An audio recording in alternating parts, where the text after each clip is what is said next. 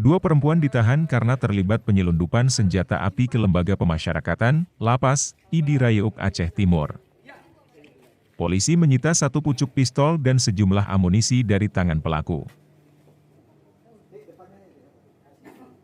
Pelaku berinisial IR, 38 tahun dan Eva, 45 tahun, warga Kecamatan Simpang Ulim, Aceh Timur. Pihak kepolisian mengatakan, FA ditangkap petugas keamanan lapas saat berpura-pura mengunjungi narapidana. Pelaku menyembunyikan pistol dalam pakaian dalamnya. Belakangan diketahui pistol tersebut diperoleh dari tersangka IR. Hasil penyidikan, senjata api tersebut rencananya akan diberikan kepada napi berinisial H dan M untuk melarikan diri.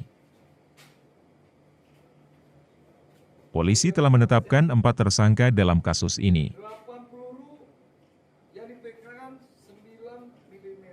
Sejumlah barang bukti disita, diantaranya, 1 pucuk senjata api, 1 magazin, 3 buah flash disk yang berisikan hasil rekaman CCTV, 4 unit handphone dan fotokopi daftar buku tamu di lapas.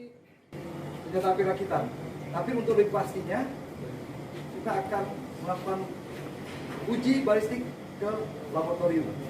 Kemudian ada barang bukti lain.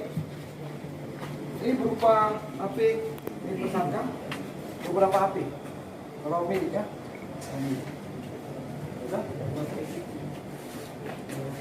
Kemudian ini flash disk. Berupa petunjuk, barang bukti untuk mengungkap kasus ini. Salah satunya ini, salah satunya. Ya, kan? Ini ada daftar tamu. Tunjuk tamu yang ada di lapas. Ini keterkaitan antara rangkaian dari peristiwa tersebut.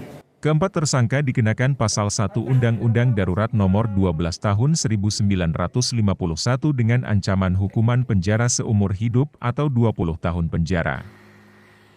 Tim Liputan Aceh Video.